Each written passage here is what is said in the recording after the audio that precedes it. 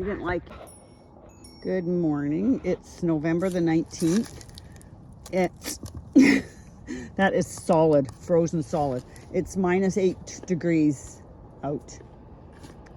And yeah, it's cold. So Emma at the Forget Me Not Allotments was asking about bugs and beasts this year and how we dealt with them. And mine would be slugs early in the year, but everybody gets those. But really and truly, the biggest problem we had this year was because it was so hot all year and we didn't really get a wet part of the year, the cabbage whites were terrible this year.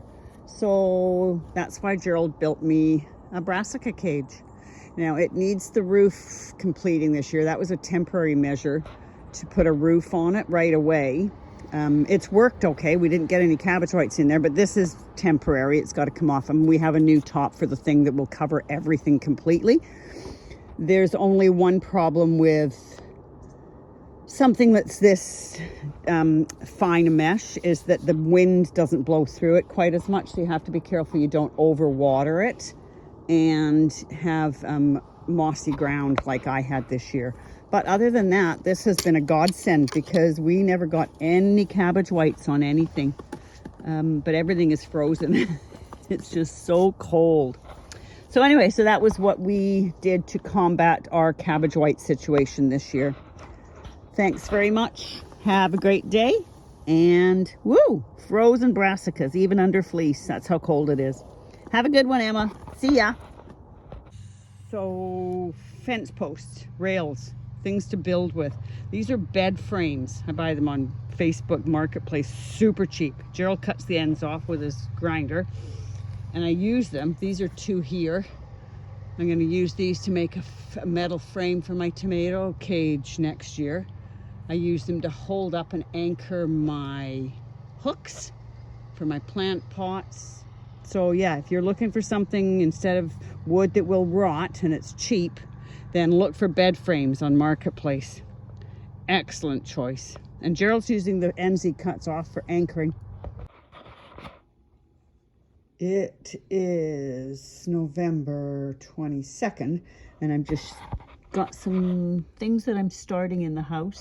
They're in totally nothing but coco coir, because they doesn't get fungus gnat issues the same as regular soil does, because technically it doesn't rot the same way.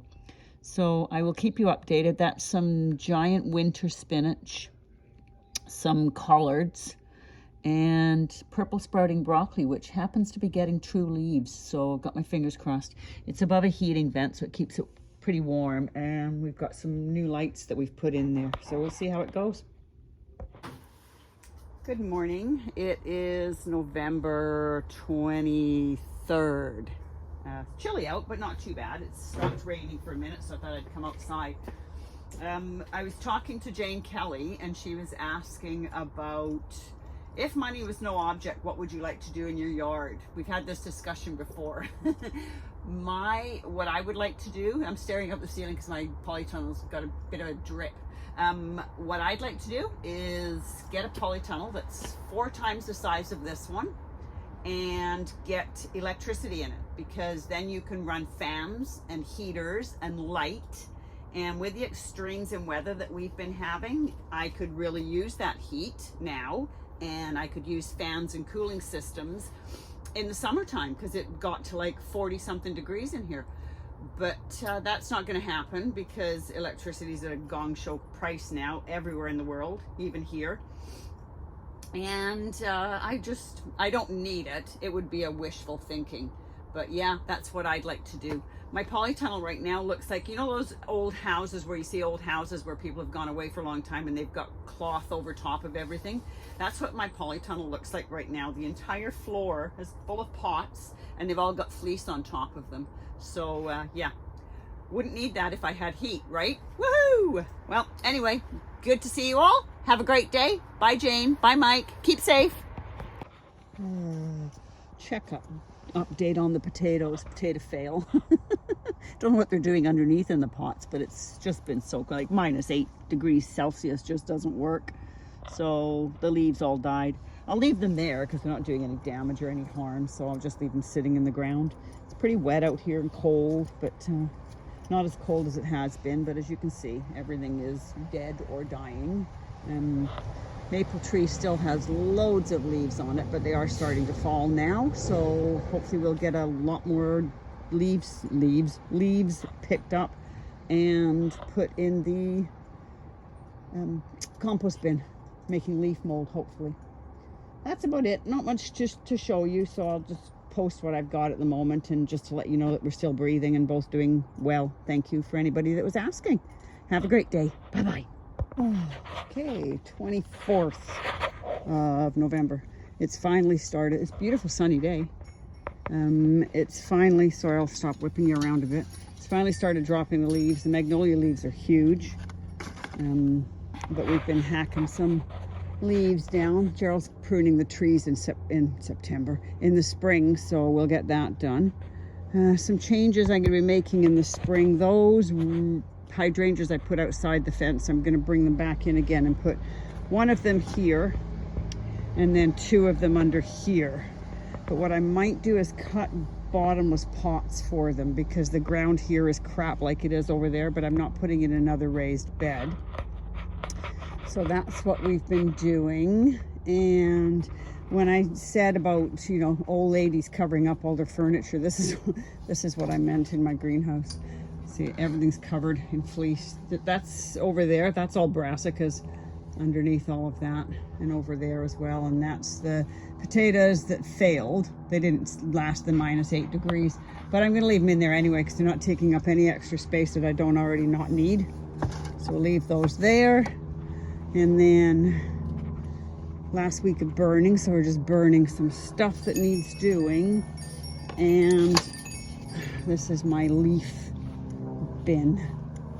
Got a leaf bin, specifically a garlic for leaves. Oops. So there we go. So that's got some leaves in it. Once they dry up a bit, Gerald's going to weed whack them so it just crunches them all up a bit more. And then hopefully we'll have some nice topping for spring. That's about it. Still no updates on the shed because, like I said, Gerald's hurt his hip, so he's favoring it so that he doesn't put himself out of commission totally. That's about it. I'm probably going to post my video because there's not a lot we're doing. It's winter, so it's all good. But I will keep in touch by comments on other people's. Have a great day. Bye-bye. Oh, good morning. It is November 26th. Cold out. I'm on the patio. I'm just going to do some, sorry about the creepy noise, just going to do some potting on of those purple sprouting broccoli and stuff. Oh, runny nose, cold out. So we're just going to get some doit together and see how these do. Oh, I didn't bring anything to... No, better not do that. Hang on, I'll be right back.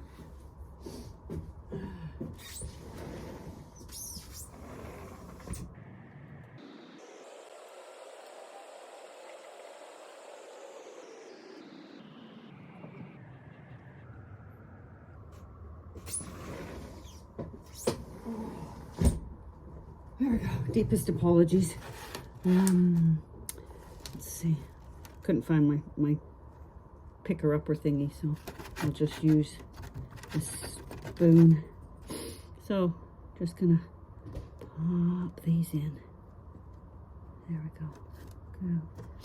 Okay. And then we'll put the claw around it because, there we go.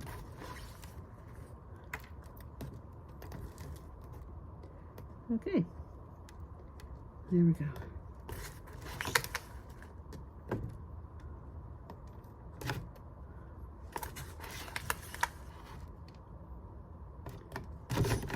Oh, sorry about the sniffling.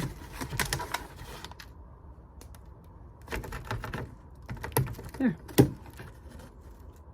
One purple sprouting broccoli. And I'll bring you back when I'm done.